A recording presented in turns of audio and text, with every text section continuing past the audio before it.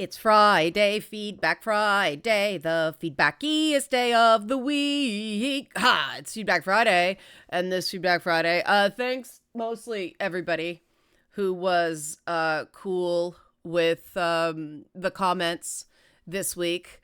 There's one particular comment that I want to focus on because it was the comments on Wednesday's video about, living with PTSD. They were really kind, and oh wow, there's a shortage of that in my life right now. But and I mean, the thing is that a lot of people have been really great. It's just the people who have been shit have been really shit.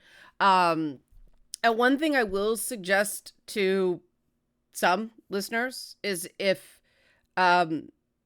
you're having trouble following a video and you look at other comments and other people seem to get it, don't assume the problem is me. Not every video is for someone and is for everyone.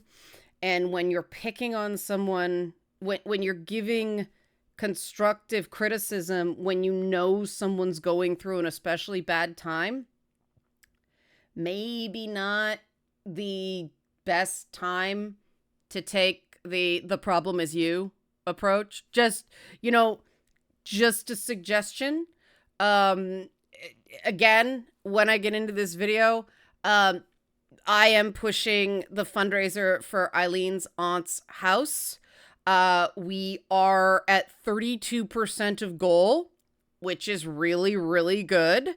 Right now, I'm doing like updates on the crowdfund refunds for the patrons, because putting that out in public, I think, is a little gauche, but I do want to have some sort of accountability mechanism for that. And so I'm doing it on the Discord and the Patreon, and we can just move on channel. And one comment really stuck out at me in a week of really, really good comments. Because this is obviously somebody speaking from direct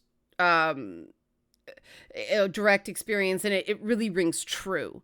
They said that's the big struggle of PTSD. You end up attracting just awful toxic people who seek to kick you when you're down. And I get it. Hurt people, and certain toxic traits are inherited from growing up in toxic environments. At the same time, some people are outright awful people who had that behavior fostered and enabled, thus giving them the mindset that they can treat others however they want and no one can stop them. And when you decide to put your foot down and decided you had enough, the instigator suddenly tries to flip the script and suddenly act like they're the victims. That's the real insidious part. When the antagonizer tries to frame themselves as the victim, the Karpman drama triangle rears its head again, and it's the type of thing that can really eat a person alive. And that's, obviously somebody speaking from experience. And yeah, there are some people who are just truly awful people. There are also people who are not bad people, but they don't own their own, Jung calls it the shadow.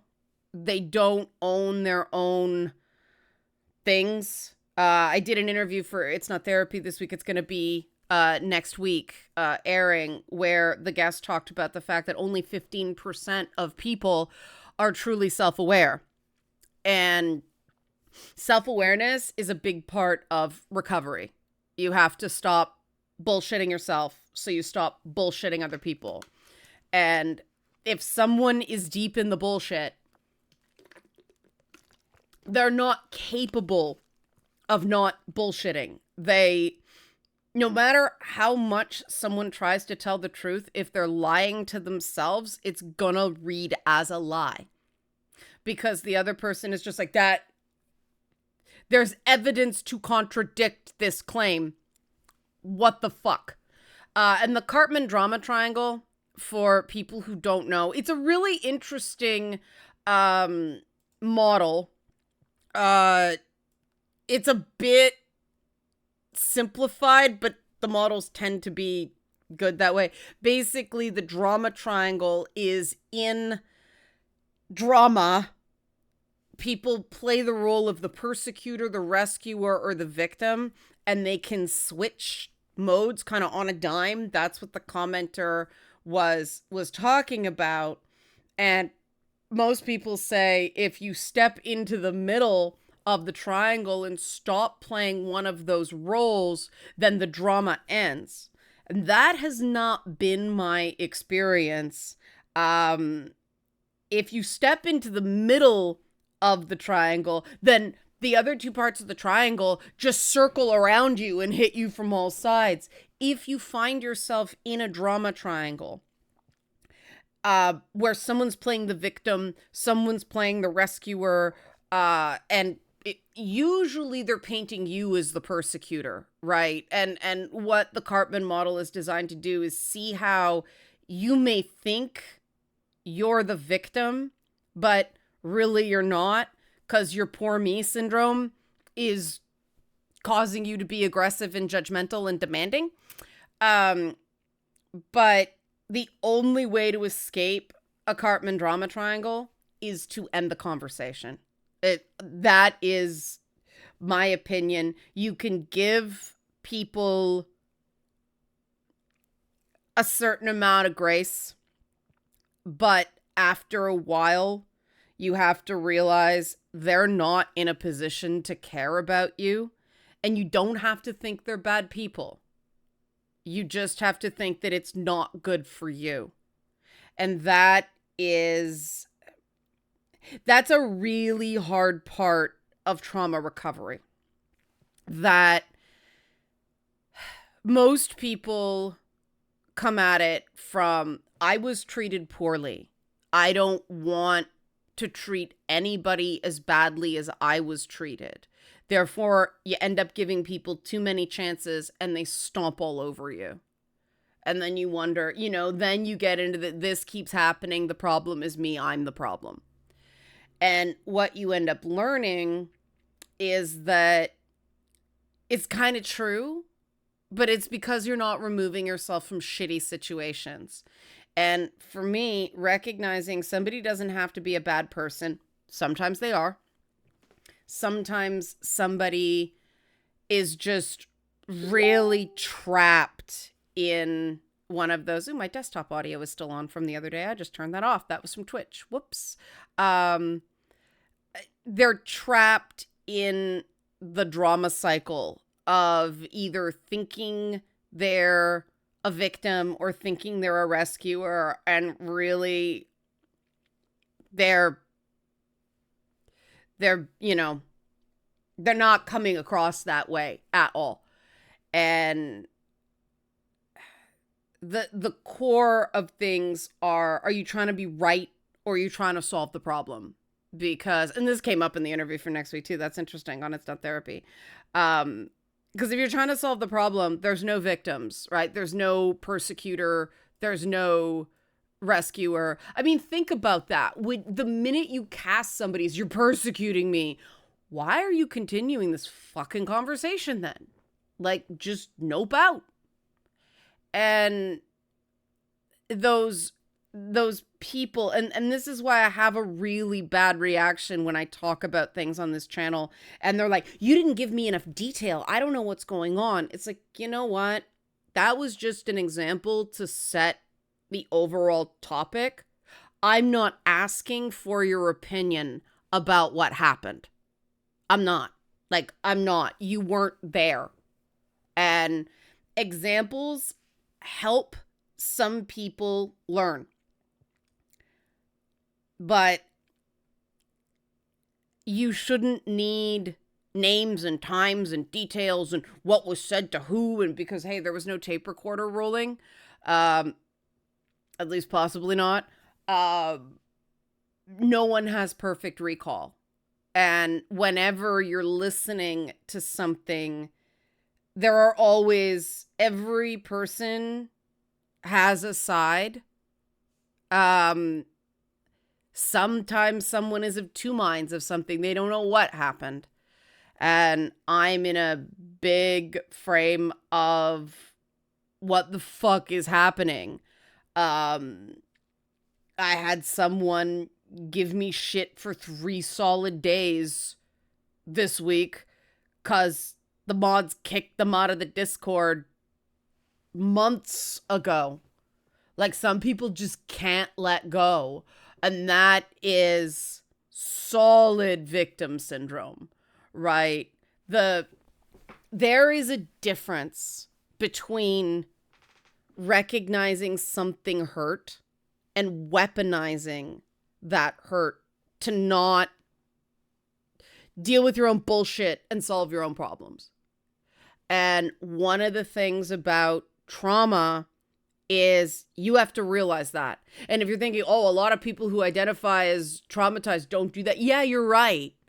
That's someone who is symptomatic, someone who is stuck does do that.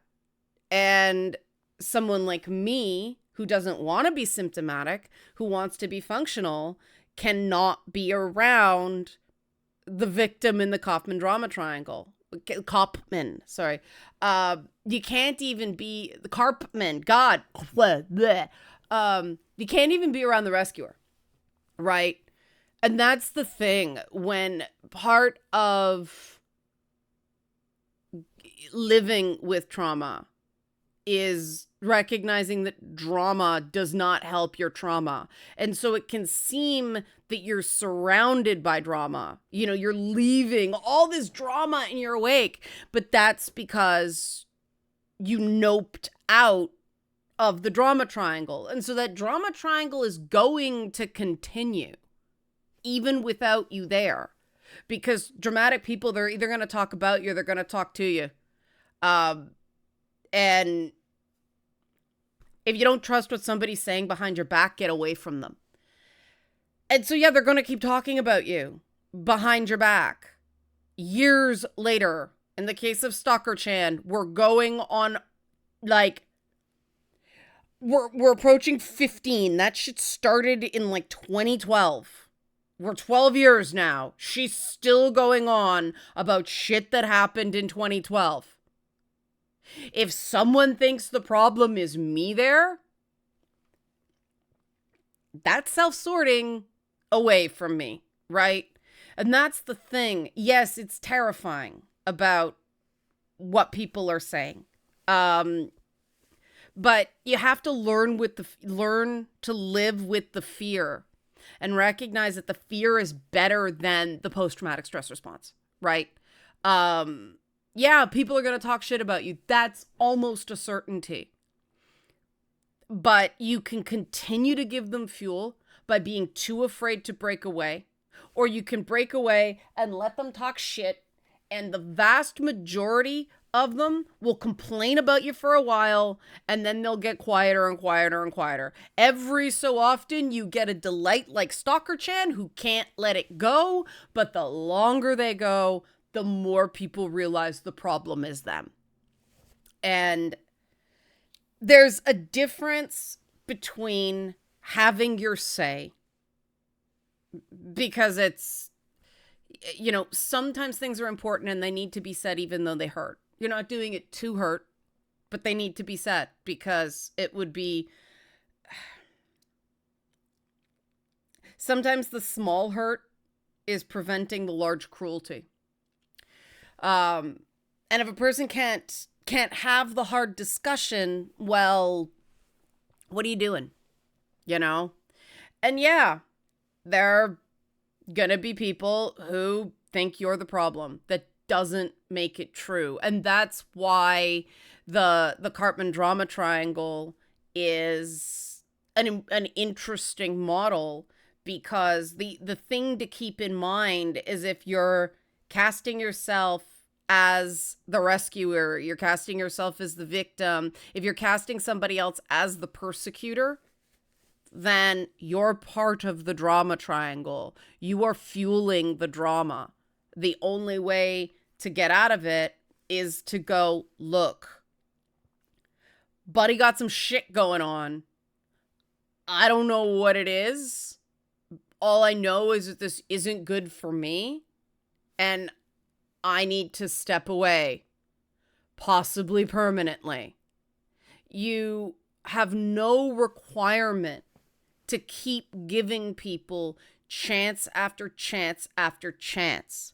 And one of the things I had to realize that was central to my trauma recovery is that giving people multiple chances when they keep doing essentially the same thing, maybe for different reasons, but it keeps hitting that same like fault line,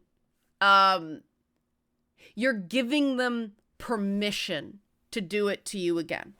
You are practically guaranteeing that they're going to do it again, because even though they felt so bad, they got away with it. Very little changed, right? Status quo did not change. And most people only tend to change when things get so bad, things get so painful, that staying in this direction is more painful than the effort of making change. And so if you're making it easy for someone who keeps doing the same shit to you again and again and again, they're gonna keep doing it because you're giving them permission. And does that sound harsh? Just because it's harsh doesn't mean it's not true, right? Part of escaping trauma, part of, getting to the post-traumatic growth where people who haven't had that growth think you're a raging bitch. But the people who are more mature like you. And hey, that's all you can do. There's nobody out there who's universally liked, especially not anybody who's ever tried to do something difficult. But that reality that when you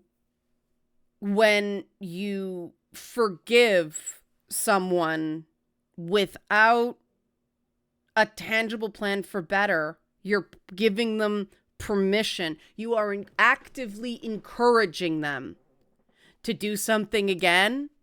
That was a hard lesson, because it means you do have to get tough. You have to have the tough conversation, which means you risk the person thinking you're the persecutor and they're the victim actually blowing up on you and not seeing it, right?